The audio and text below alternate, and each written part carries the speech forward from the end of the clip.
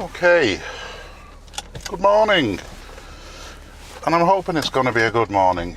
I hope your morning's going to be good, or whatever time of day it is, and maybe the following morning. Today for me is Friday. Happy Friday. It didn't rain, I don't think, last night. It was looking like it did. Looking at the sky, I think it could. Right, we're off. We can do this.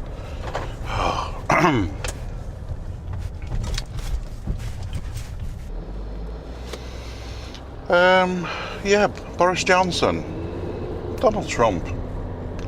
Yeah, interesting. Discuss. Of course, we're not going to discuss because this isn't an interactive medium. You're just going to hear what I've got to say, I think. I don't really normally have any strong views. But I was wondering how democracy, how our political systems, the UK, the Irish one, the US one, how it really works, how it affects how the country's run. That's the first thing. Because one thing I would say, Donald Trump, he doesn't run the country. You know, he's not actually doing all the work that's necessary to run the US. And the same with Boris Johnson, who he just won a leadership contest in the UK, Conservative Party. He's a bit of a buffoon, yeah, and he won the competition, so he becomes Prime Minister. Obviously, the people haven't elected him or anything of that nature, but yeah, an election will come soon, I'm sure. I'm sure there's a rule around that. I could look it up, I'm not going to. So, I think if you look at the UK system, I could talk about the Irish political system, but I could send you to sleep. But look at the UK political system. They have a first-past-the-post voting system, which a lot of people thinks it's unfair. I think there's a lot of similarities with the college system of voting in the US. So that you could argue, well, it's not proportional to the number of voters who vote for you. But one thing it does do, and I think the main reason it hasn't been changed, normally you get a clear winner. There's never like neck and neck. It's very unusual, very rare, hung parliament or whatever, where it's like so close to call that, you know, we're in a mess. So yeah, so the voting system with its flaws and everything else has a habit of producing a clear winner. But I do wonder, because in the UK, it's 10 Downing Street. It's normally, it doesn't have to, but it's normally where the Prime Minister lives. And how much impact does he actually have on the running of the country? I mean, one person, I mean, you know, it's not a dictatorship, is it, after all? Certainly not a monarchy, that's something else. But I did wonder, you know, I know people are very emotional here and in the US and in Ireland, the UK, about Donald Trump, about Boris Johnson. Less so about Leo Varadkar, who's the Irish Taoiseach, the Irish Prime Minister. But yeah, I think it's very interesting, because if, you know, like I said, if the person was so much the running of the country, yeah, you know. Now there is a few things they can do. I know Trump can sign these executive orders, which basically means he can overrule everybody with them. And my understanding is they can be challenged. They don't have to be necessarily followed, but they are normally, I think. And I think each president does a few thousand during their tenure in office. Yeah, sometimes they're quite mundane. Sometimes they're not. I mean, a good example, the one that always springs to my mind, which I think is a good one, was Bill Clinton in the year 2000. He signed an executive order to remove the error that was introduced into the GPS satellites for the general public. So basically, the Americans had built the GPS satellite network so they could locate themselves anywhere on the globe to within a very, very small tolerance. But they was concerned that other nations, maybe their enemies, could also have that information. And they thought, well, we don't want them to have that. So for the public side of the network, shall we say, they introduced an error.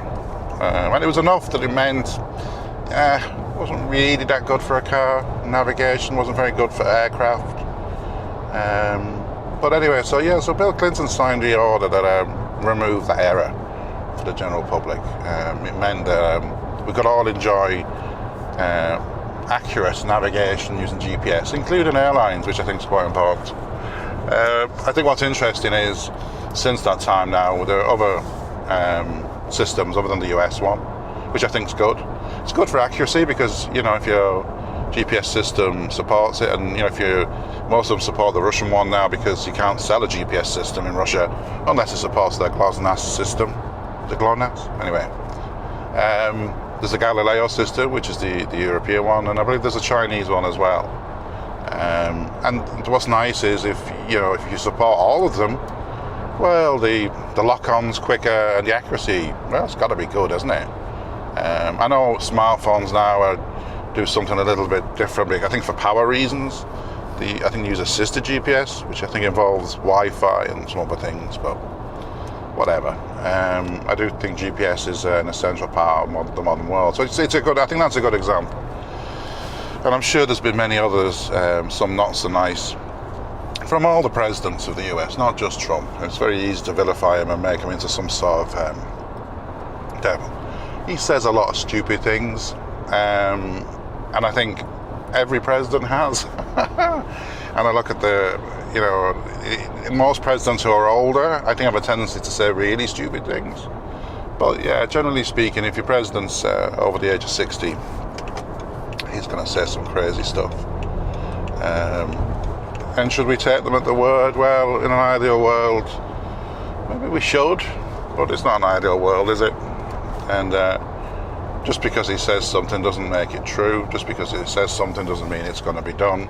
Just because, he pulls a fact out of the air that isn't true, well, doesn't make it true, does it?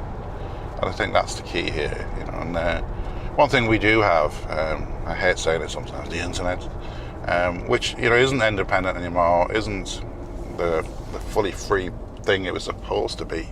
I think people thought it could be the open thing that was like honest and whatever, and for all sorts of reasons, humans being what they are.